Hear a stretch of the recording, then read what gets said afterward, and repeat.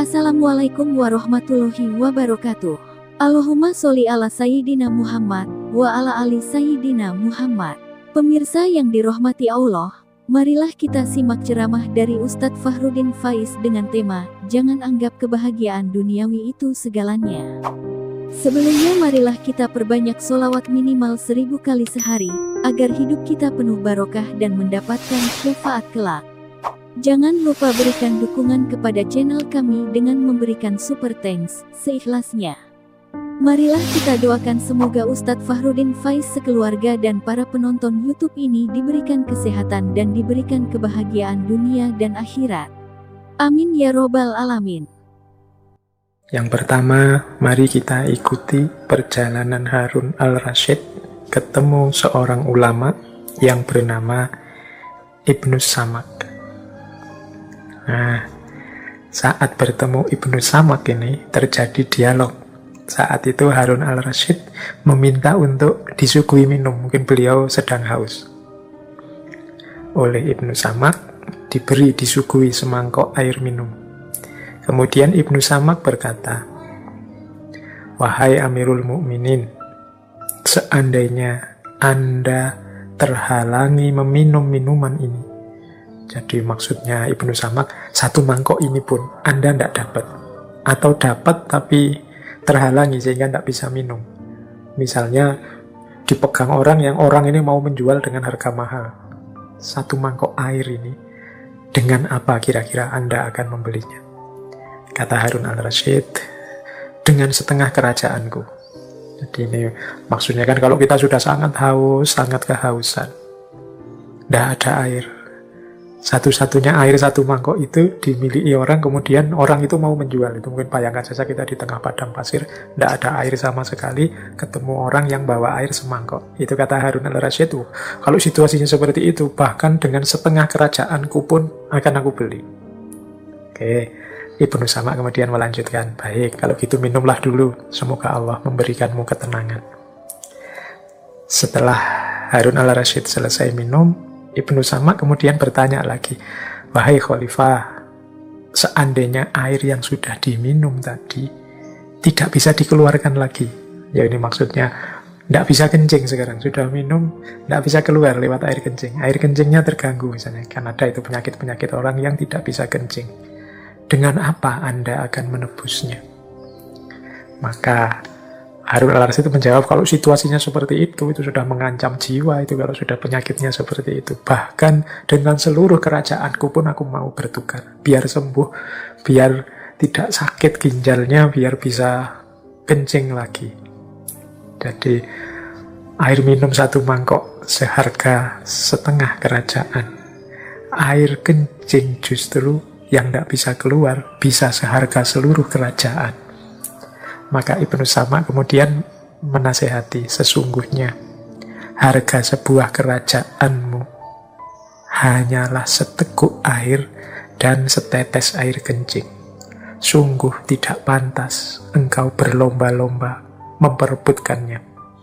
Ini bisa dicari di Tarikhul Khulafa. Setelah diberi nasihat seperti ini, seperti saya bilang tadi, Harun al-Rasyid ini kemudian menangis. Jadi kerajaan, kekuasaan, jabatan yang diperjuangkan, bahkan kadang sampai berdarah-darah, bahkan kadang sampai bunuh-bunuhan dengan saudara, yang itu banyak sekali terjadi cerita sepanjang sejarah.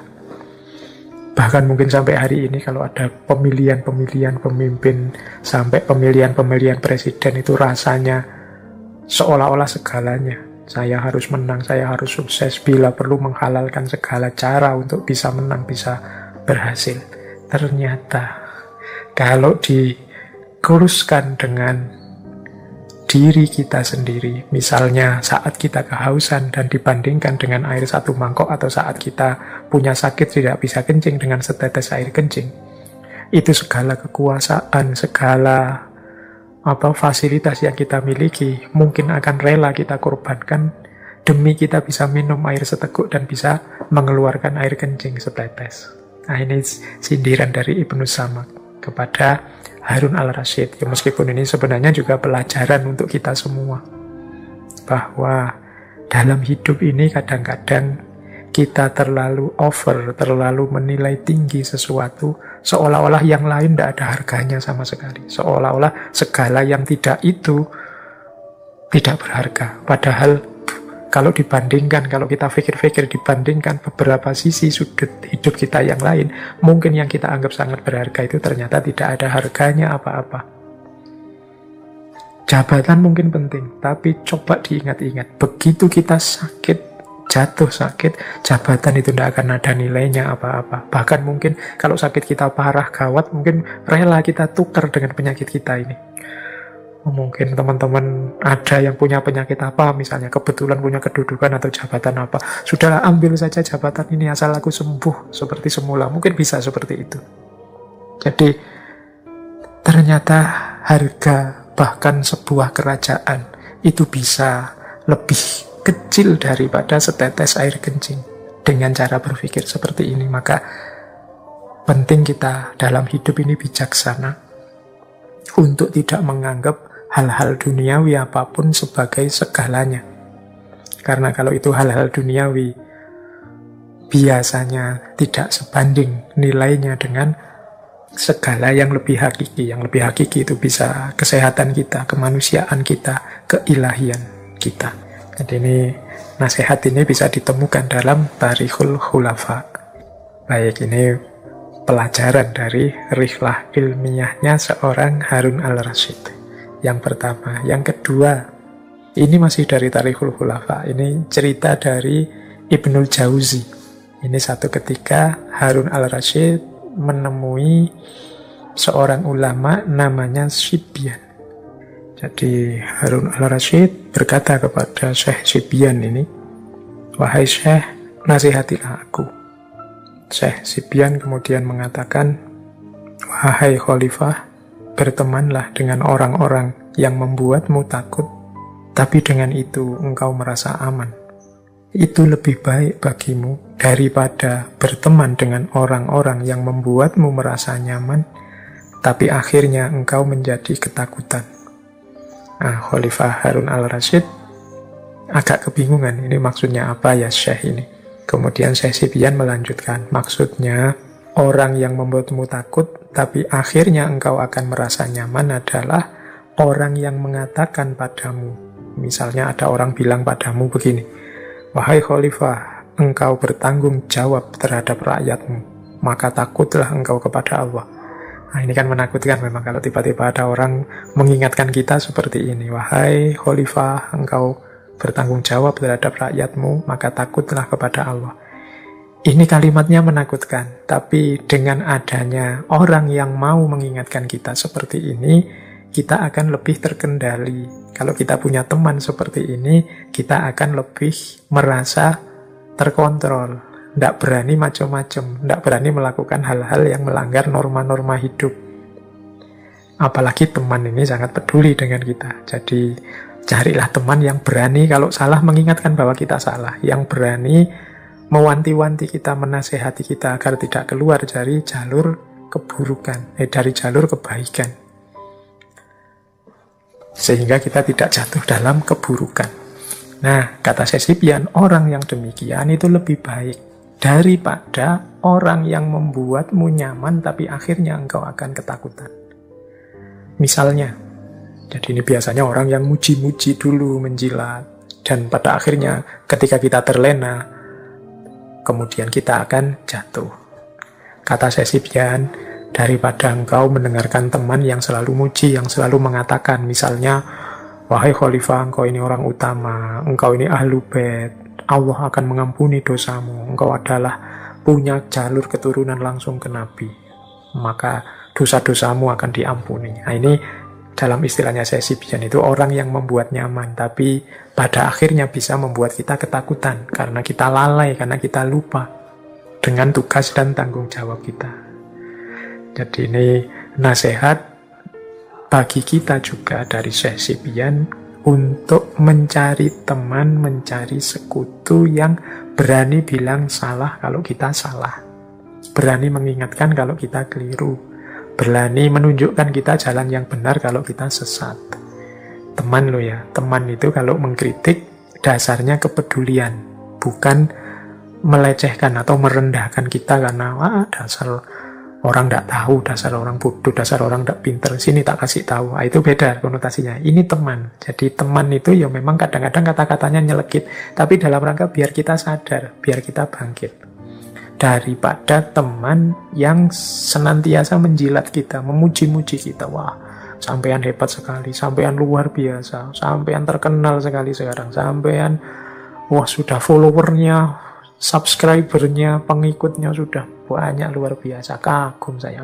Kalau hanya ini, itu kadang-kadang bisa melalaikan kita. Kalau teman kita hanya muji-muji terus, kalau orang lain saya mending tidak kenal kita, mungkin masih muji-muji orang lain. Kalau teman itu kan tidak terlalu penting pujian dari mereka. Yang penting adalah kepedulian mereka pada kita. Jadi mereka selalu peduli tentang apakah kita masih on the right track atau jangan-jangan sudah nyeleweng-nyeleweng, sudah nyimpang-nyimpang. Jadi ini pelajaran juga yang diperoleh dari rihlah ilmiahnya seorang Harun al-Rasyid, bertemu para ulama.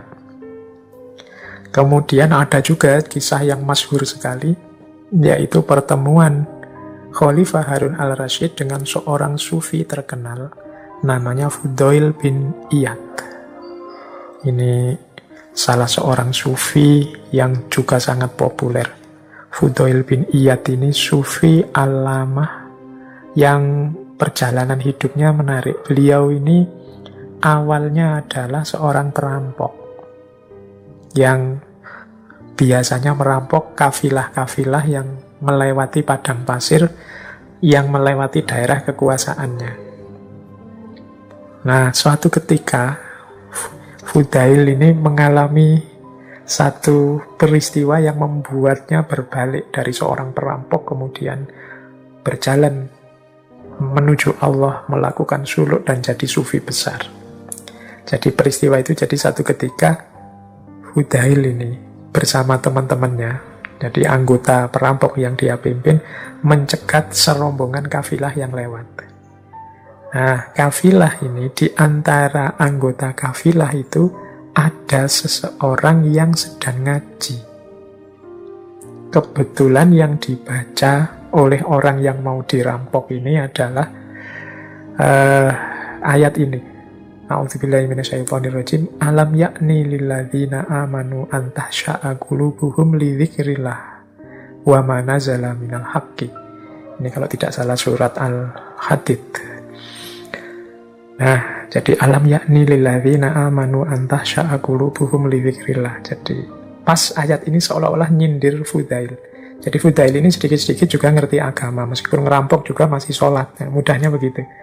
Nah, ayat ini artinya belum jugakah datang saatnya bagi orang-orang beriman untuk menundukkan hati mereka, mengingat Allah dan menuju kebenaran yang telah turun. Jadi alam yakni lilladzina amanu an tahsya'a qulubuhum. Apakah belum sampai waktunya? Apakah belum nyampe timingnya? Ini juga untuk kita semua ya teman-teman, ini kan termasuk para pejalan semua sedang melacak mencari kebenaran yang pastinya sudah banyak sekali ketemu dengan referensi-referensi kebenaran dalam hidup kita.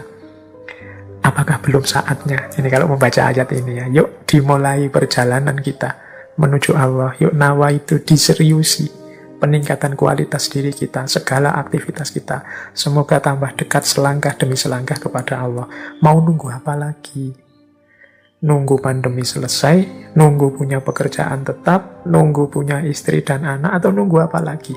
Wong yo itu semua tidak bisa dijadikan jaminan batas waktu jatah hidup kita di muka bumi ini. Jadi ini ayat yang menyindir Fudail, semoga juga menyentuh hati kita. Masih belum tibakah waktunya? Alam yakni lilladzina amanu, wahai kalian orang-orang yang beriman. Kita akan semua beriman ini kan insya Allah, antah sya'akulubuhum, untuk menundukkan hatimu li dzikrillah, sebagai jalan untuk mengingat Allah. Jadi setelah mendengarkan ayat ini, Fudail ini semacam terkejut. Ini kalau bahasa saya ini momen dia meletik, tiba-tiba kesadarannya lahir, terus dia bertobat dari segala dosanya, segala kesalahannya di masa lalu. Konon ceritanya beliau ini kemudian bertahun-tahun mengembara dari satu daerah ke daerah yang lain, mencari orang yang pernah dirampoknya, untuk minta maaf dan mohon keridhoannya. Jadi ini salah satu jalan dia untuk bertobat. Nah, sufi besar ini salah satu yang sangat dihormati oleh Khalifah Harun al-Rasyid. Nah, ketika Khalifah merasa gelisah, suatu hari beliau berkunjung ke kediaman Fudail bin Iyad ini. Kemudian meminta nasihat. Nah, mari kita dengarkan nasihatnya Fudail kepada Khalifah. Kata Fudail begini, wahai Amirul Mukminin, negara yang Anda pimpin ini ibarat satu keluarga besar. Para orang tua di antara rakyatmu adalah ayahmu. Kaum wanita adalah ibumu dan para remaja adalah anak-anakmu. Perlakukanlah mereka seperti ayahmu, ibumu, saudaramu, dan anak-anakmu sendiri. Jadi ini nasihatnya Fudail, kamu itu bertanggung jawab pada yang engkau pimpin. Kemudian diberi tips, perlakukanlah orang-orang yang engkau pimpin itu, kalau dia orang tua dan kebetulan laki-laki, anggaplah sebagai ayahmu sendiri. Kalau dia perempuan, anggaplah sebagai ibumu sendiri. Ini kalau yang sudah berumur, kalau yang masih muda seumuranmu, anggaplah saudara-saudaramu sendiri. Kalau masih remaja, anggaplah anak-anakmu sendiri. Berkomitmen pada keluarga ini kan biasanya jauh lebih mudah. Kita berbakti pada orang tua itu tidak keberatan sama sekali. Kita berkorban untuk anak-anak kita itu kan tidak berat sama sekali. Maka katanya Fudail, Amirul Mukminin, perlakukan semua rakyatmu sebagaimana engkau melakukan kepada keluargamu. Jadi kalau rakyat laki-laki yang tua, anggap dia ayahmu. Kalau perempuan, anggap ibumu. Yang sebaya, anggap saudaramu. Yang remaja, lebih muda, anggap anak-anakmu. Jadi ini nasihat yang penting. Hanya dengan satu kalimat ini sebenarnya sudah bisa dapat nasihat yang sangat banyak bagi seorang pemimpin. Tidak perlu lagi pakai kalimat-kalimat variasi yang macam-macam. Jadi sudahlah, kalau engkau sedang mimpin, kebetulan yang engkau pimpin itu orang yang lebih junior darimu, anggaplah adikmu atau anak-anakmu. Kalau sebaya denganmu, anggap sahabatmu, saudaramu sendiri. Kalau lebih tua, kalau laki-laki, anggap ayahmu. Kalau perempuan, anggap ibumu. Ini sudah cespleng, sudah tidak rumit. Nah, mendapat nasihat yang sangat berharga ini, kemudian Khalifah berniat menghadiahkan beberapa uang kepada Fudail. Dan ini bukan uang dari negara, kata Khalifah, ini uang yang halal. Wahai Syekh, ini warisan dari ibuku, kata Khalifah. Nah, Fudail diberi amplop uang, ini malah marah dia. Jadi beliau bukan ulama yang menunggu amplop. Jadi Fudail menolak pemberian itu, terus berkata, wahai Amirul Mukminin, ternyata nasihat yang telah aku berikan tidak ada gunanya sama sekali. Karena engkau mulai lagi dengan perbuatan dosa, melanjutkan ketidakadilan. Aku mengajakmu menuju keselamatan, tapi engkau menyeretku pada godaan duniawi. Nah, ini kritiknya Fudail sekarang pada Khalifah. Wong yo, aku ini kan baik-baik ngasih kamu nasihat loh. Itu kan aku ngajak kamu selamat, berarti kamu malah ngasih aku uang. Ini kan berarti kamu sedang menggodaku. Sehingga kamu pameri hal-hal duniawi.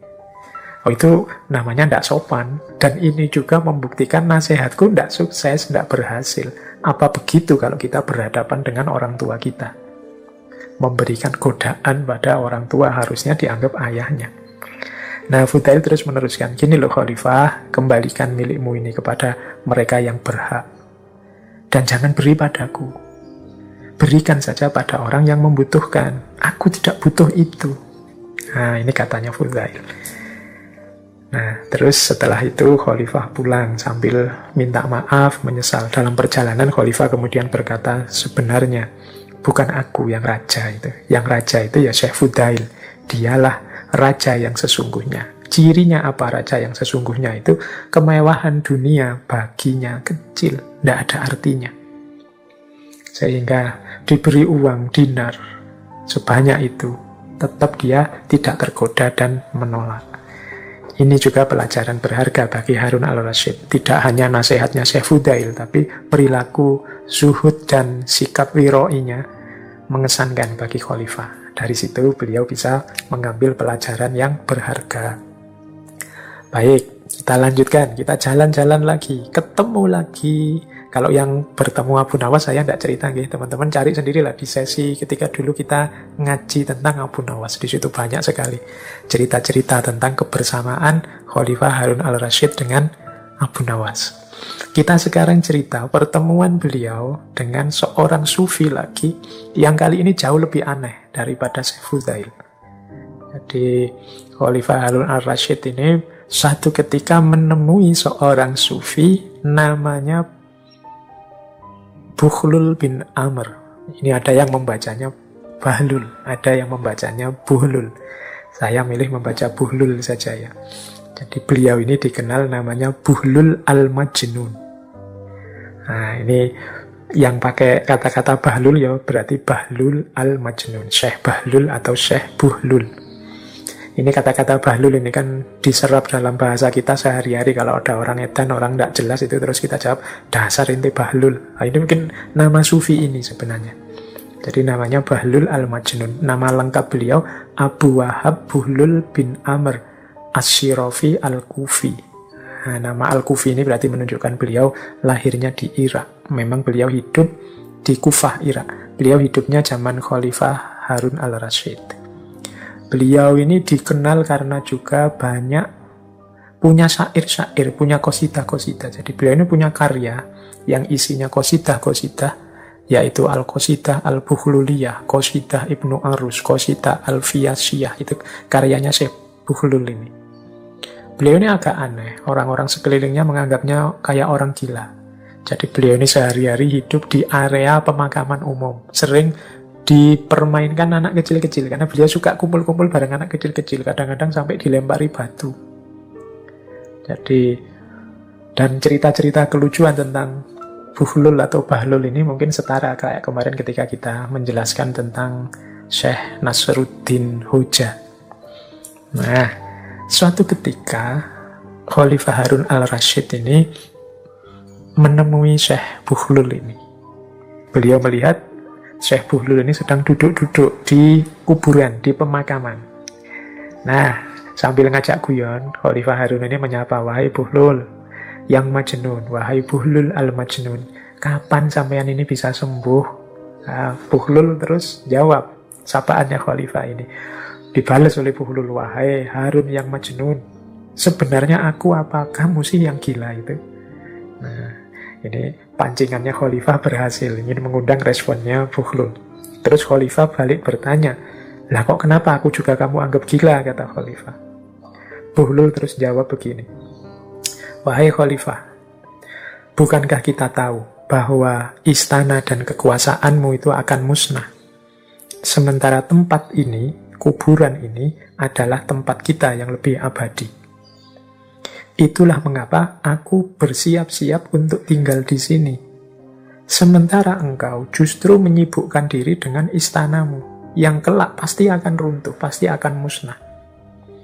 Engkau terlihat begitu benci, begitu tidak suka kalau pindah dari istana menuju kuburan. Ya buktinya kan kalau di istana itu sering ada intrik-intrik, pemberontakan-pemberontakan yang kemudian dilawan, dihancurkan dengan pembunuhan-pembunuhan juga. Itu kata Bukhlul ini menunjukkan betapa enggannya engkau untuk pindah dari istana menuju kuburan. Padahal engkau tahu, disitulah kelak tempat kembalimu dengan pasti. Jadi kita tahu istana pasti akan hancur dan kita juga tahu kuburan ini lebih abadi. Kita semua akan ke sini. Itulah mengapa aku bersiap-siap hidup di sini karena ini lebih abadi, sementara engkau justru bersiap-siap sibuk dengan istanamu sendiri. Loh, kalau seperti ini, katanya Bukhlul, siapa yang gila? Aku atau kamu? Bukankah aku milih yang lebih sejati, kau milih yang fana dan hancur? Mendapat kritik ini, Khalifah kemudian tergetar hatinya, menangis. Saya bilang tadi, beliau memang lembut hatinya. Demi Allah, kata Khalifah, benar sekali yang engkau sampaikan, wahai Bukhlul. Tolong aku nasihati lagi, Bukhlul dipancing begitu, sudah tidak mau lagi bicara. Dia terus bilang, nasihat apa lagi? Cukuplah untukmu kitabullah dan peliharalah. Jadi dia sudah tidak mau panjang lebar lagi, sudah. Ya sudah, kamu punya Al-Quran, ya sudah, itu dipedomani. Peliharalah isinya. Nah, Khalifah terus menjawab, ya sudah, saya terima saranmu. Sekarang kamu boleh minta apa saja dariku. Aku akan menyanggupinya. Nah, Bahlul kemudian berkata begini, baik, kalau kamu merasa sanggup menyanggupi permintaanku, aku ada 3 permintaan kepadamu. Kalau engkau bisa memenuhinya, aku akan terima kasih. Khalifah menjawab, oke, sebutkan. Bahlul terus jawab begini, pertama, bisakah engkau memperpanjang usiaku? Yang kedua, mampukah engkau menghindarkan aku dari malaikat maut? Yang ketiga, mampukah engkau memasukkan aku ke surga dan menjauhkan aku dari neraka? Wah, Khalifah baru sadar ini pertanyaan yang tidak bisa dijawab. Wah, mohon maaf sekali Bahlul, tak satu pun dari semua itu yang bisa aku lakukan. Oh, kalau begitu engkau memang hanya manusia biasa, bukan raja yang sejati. Kalau raja yang sejati ya pasti bisa. Maka aku tidak membutuhkan bantuanmu.